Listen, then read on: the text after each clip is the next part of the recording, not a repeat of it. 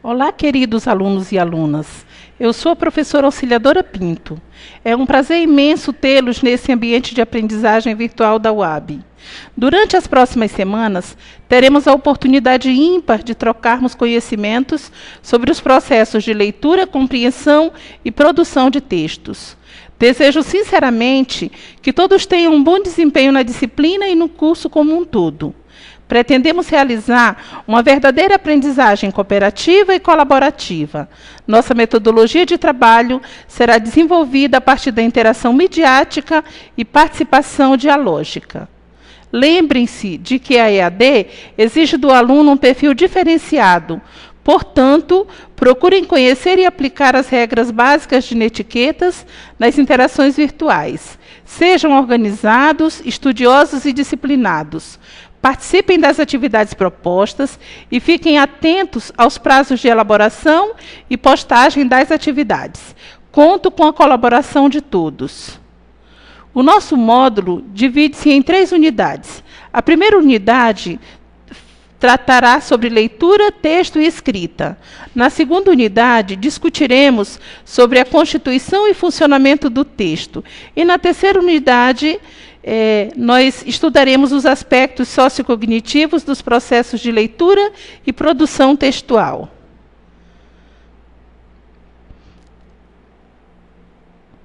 Na unidade 2, discutiremos sobre os gêneros textuais, texto e textualidade. Na unidade 3, discutiremos sobre os fatores semânticos conceituais e fatores formais da textualidade. Também discutiremos sobre os aspectos sociocognitivos dos processos de leitura e produção textual. Eu vou iniciar a nossa aula falando sobre o processo de avaliação. Organizamos uma proposta de atividades, na qual desenvolveremos 3 atividades e uma prova escrita. Na atividade 1, faremos um fórum, onde vocês devem elaborar um breve memorial relatando suas experiências com a leitura. O resultado da atividade deve ser postada no fórum e vocês devem comentar a postagem de seus colegas de turma. O período da realização da primeira atividade é do dia 1º a 8 de novembro de 2013 e ela terá uma pontuação de 10 pontos. Na segunda atividade, também faremos um fórum.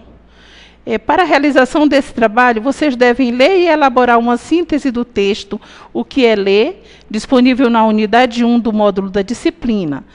Façam a postagem de suas sínteses no fórum de discussão e comentem sobre a postagem dos colegas de sua turma. O período de realização dessa atividade é do dia 9 ao 15 de novembro de 2013 e ela terá uma pontuação de 10 pontos. Nossa terceira atividade. Vocês devem elaborar uma síntese dos textos da unidade 2 do módulo da disciplina. Devem apresentar nessa síntese conceitos para texto, gênero textual, tipo textuais e destaque os fatores pragmáticos da textualidade. Façam a postagem de sua resposta na sala ambiente. O período para a realização dessa atividade é do dia 16 a 22 de novembro de 2013 e a pontuação será 20 pontos. A última atividade será uma prova escrita. A prova escrita compreenderá todos os temas discutidos na unidade 3 da disciplina. Nós organizamos essa atividade para o dia 28 de novembro de 2013 e a pontuação será 60 pontos. Gostaria de fazer um lembrete. Nós teremos encontros para tirar as dúvidas, e esses encontros acontecerão nos dias 14, 21 e 28 de novembro de 2013. Nesses dias estarei online para atendimento aos alunos, e eu peço que vocês participem. Quaisquer mudanças serão informadas, nós faremos postagens com os avisos na sala ambiente. Portanto, estejam atentos às notícias que serão publicadas. Agora, iniciaremos a discussão sobre o assunto da nossa disciplina, apresentando noções de leitura, texto e ensino. Gostaríamos de enfatizar que o processo do ensino-aprendizagem da leitura e da escrita é um procedimento da prática pedagógica essencial no mundo contemporâneo. Como sabemos, a leitura e a escrita são habilidades que permitem aos indivíduos se inserirem em nossa sociedade atual, que se organiza em torno da cultura letrada. É através da leitura que descobrimos um mundo novo, que compreendemos o mundo em que vivemos e a nossa sociedade. Pela leitura, desenvolvemos o nosso vocabulário, as nossas formas de expressão oral e escrita. Desenvolver o gosto pela leitura é um fator fundamental no processo de ensino e aprendizagem. E eu espero que, durante o estudo dessa disciplina, vocês possam compreender o que é leitura e, principalmente, desenvolver o gosto pela leitura, porque ele será fundamental para vocês no decorrer de todo o curso. Eu gostaria de apresentar um conceito de leitura proposto pelos parâmetros curriculares nacionais. A leitura é o processo no qual o leitor realiza um trabalho ativo de compreensão e interpretação do texto, a partir de seus objetivos, de seu conhecimento sobre o assunto, sobre o autor, de tudo o que se sabe sobre a linguagem. Portanto, nós lemos com as mais diversas finalidades, de acordo com as diferentes situações individuais ou sociais com as quais nós nos deparamos. Assim, praticamos vários tipos de leitura. O nosso módulo destaca, como tipos de leitura, a leitura informativa, a leitura de consulta, a leitura para ação, a leitura reflexiva e a leitura fruição. Eu espero que vocês consigam experimentar todos esses tipos de leitura durante o estudo desta disciplina.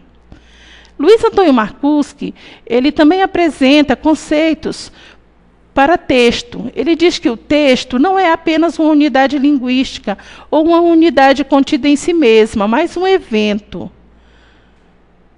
O texto ele é constituído quando está sendo processado e é a convergência de 3 ações, linguísticas, cognitivas e sociais. E no processo de leitura e de escrita, vocês vão experienciar esse processo dessas ações linguísticas, cognitivas e sociais.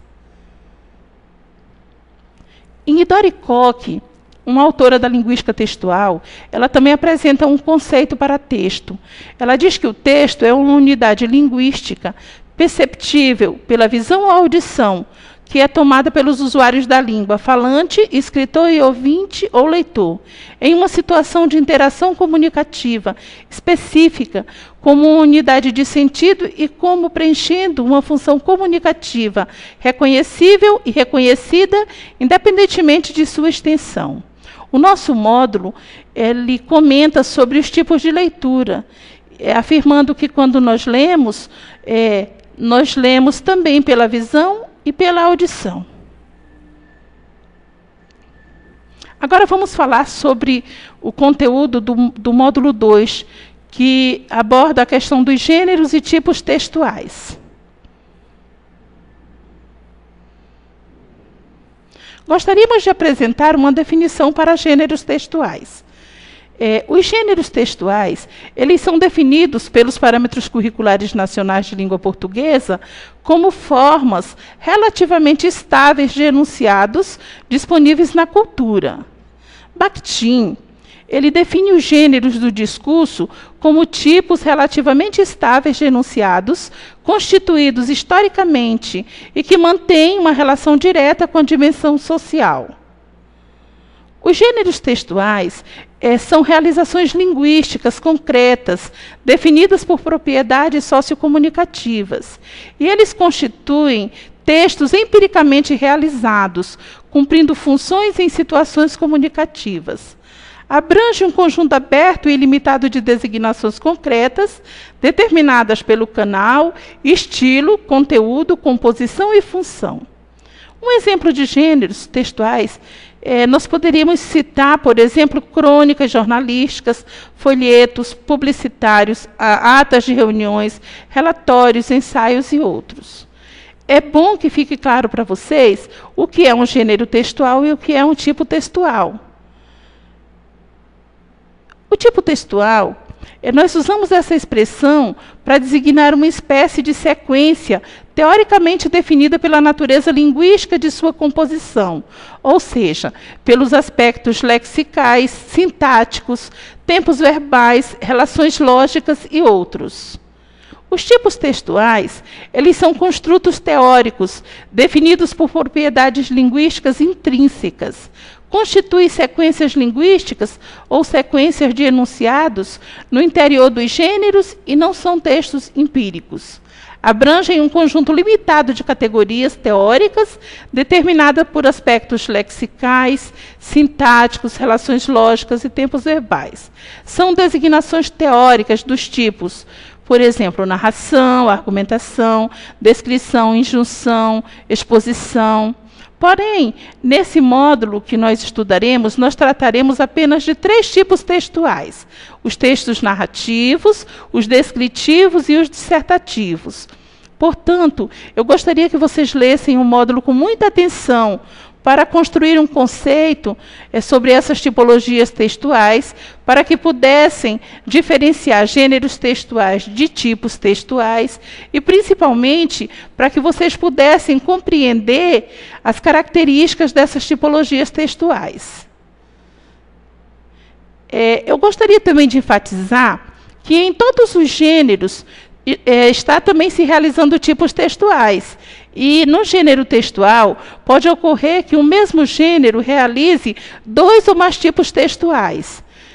Por quê? Porque um texto ele é tipologicamente variado, ele é heterogêneo, sendo que uma característica vai prevalecer. Esse modo de análise pode ser desenvolvido com todos os gêneros. Nota-se que há uma grande heterogeneidade tipológica nos gêneros textuais.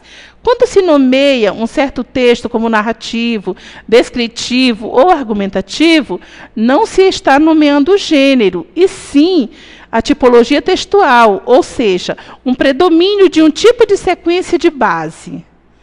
Então, o nosso módulo ele traz a organização tipológica dos textos narrativos, descritivos e dissertativos. E nós iremos dar uma breve explicação sobre as características dessas tipologias textuais. Os textos textuais narrativos, eles são marcados pela temporalidade.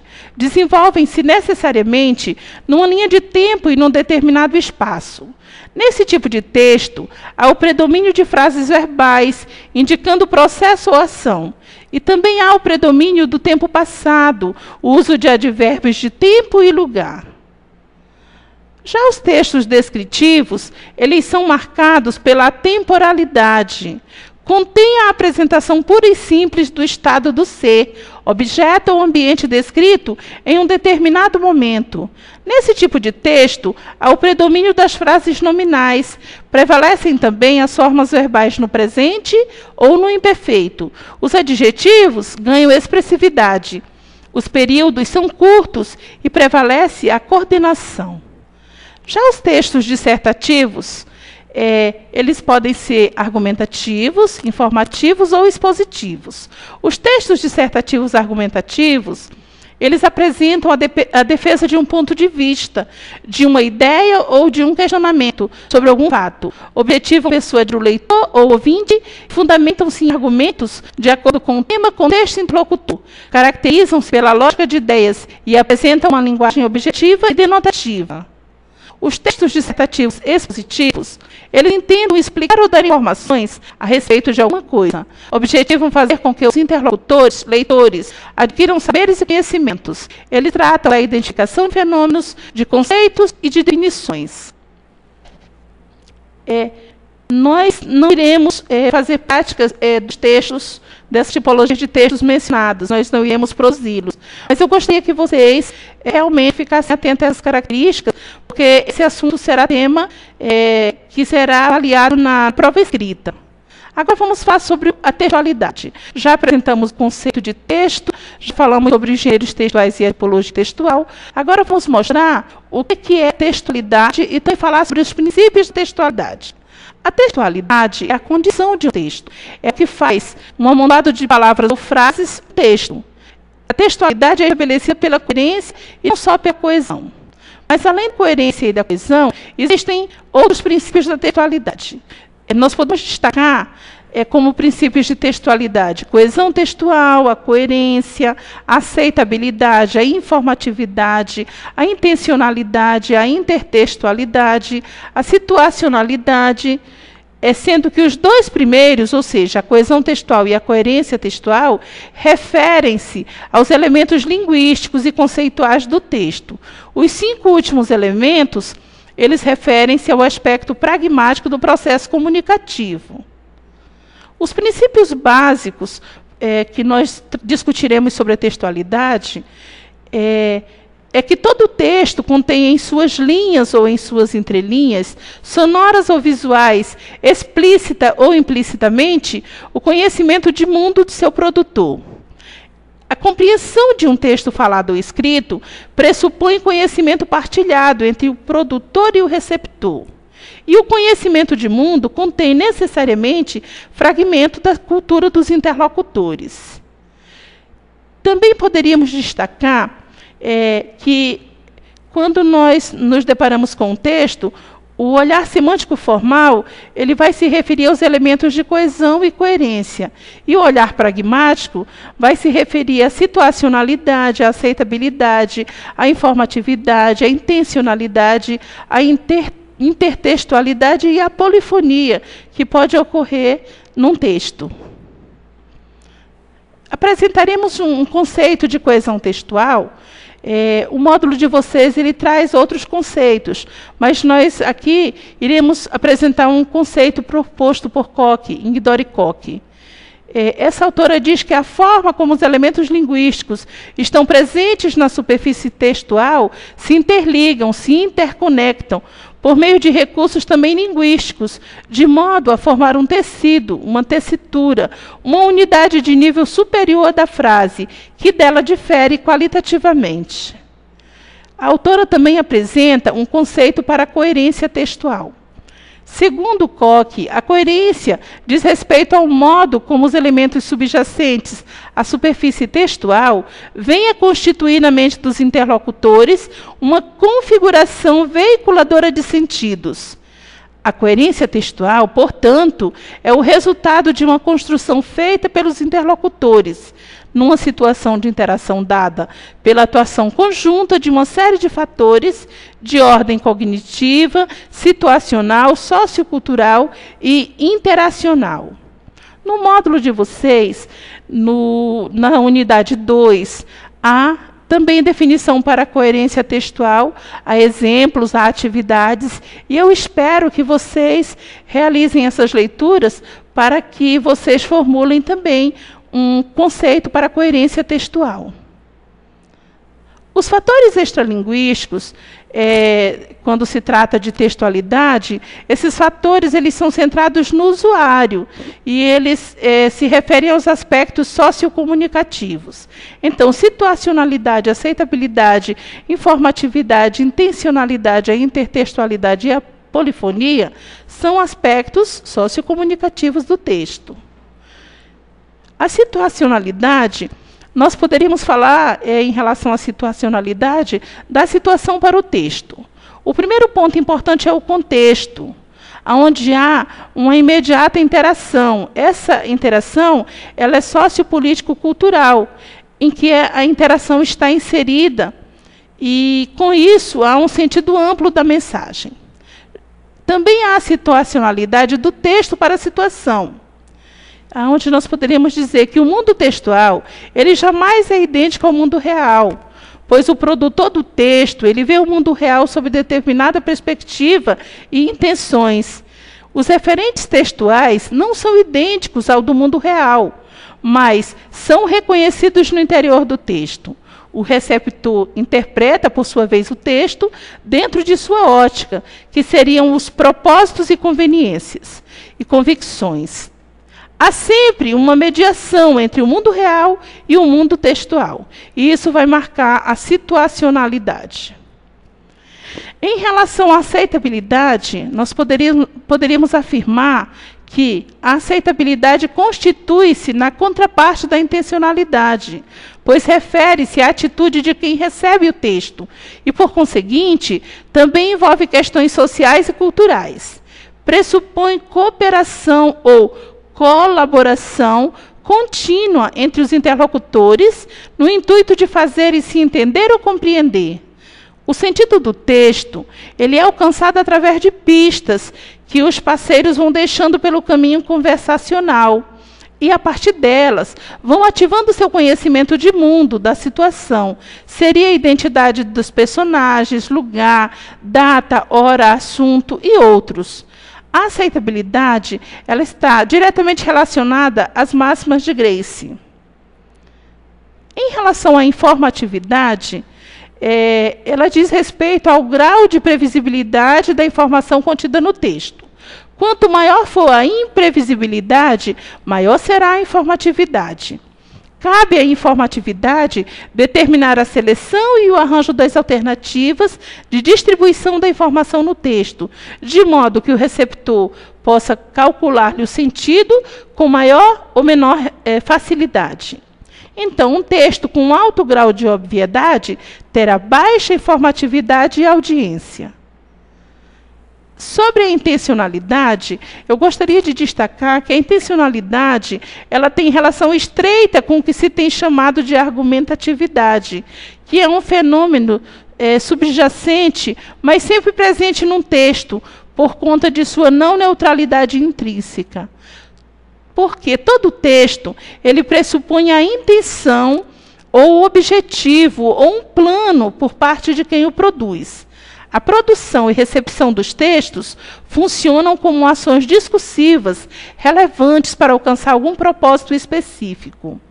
O mundo real, ele é recriado pelo produtor e pelo receptor, que filtra o texto através das suas crenças, convicções, perspectivas, propósitos ou a partir de sua visão de mundo. Dadas as inferências que o receptor faz, todo o texto abre a possibilidade de várias leituras. Outro aspecto muito importante que nós gostaríamos de destacar é a questão da intertextualidade e polifonia. Esse conceito ele foi retirado da Wikipédia, uma enciclopédia livre. E lá nós verificamos que há a presença de um conceito para a intertextualidade, que diz que a intertextualidade é um diálogo entre os textos, que pressupõe um universo cultural muito amplo e complexo, pois implica na identificação e no reconhecimento de remissões a obras ou a trechos de obras mais ou menos conhecidos. Dependendo da situação, a intertextualidade tem funções diferentes que dependem dos textos e dos contextos em que esta é inserida. Evidentemente, o fenômeno da intertextualidade está ligado ao conhecimento de mundo que deve ser compartilhado, ou seja, que deve ser comum ao produtor e ao receptor de textos. Eu gostaria de enfatizar que todos esses elementos de textualidade, eles são bem apresentados e há também no módulo atividades onde vocês podem construir conceitos para texto, textualidade e elementos de textualidade. Eu gostaria de agradecer a paciência de vocês. Gostaria de dizer que, durante esse mês, nós iremos interagir, discutir sobre essas temáticas que foram apresentadas. Temos uma vasta bibliografia no módulo. É importante que vocês façam as leituras complementares e tanto eu, professora auxiliadora, como a equipe de tutores, nós estaremos à disposição de vocês para discutirmos sobre os conceitos, esclarecermos dúvidas sobre os conteúdos, sobre as atividades, e eu desejo que vocês tenham muito sucesso no decorrer deste curso. Muito obrigada.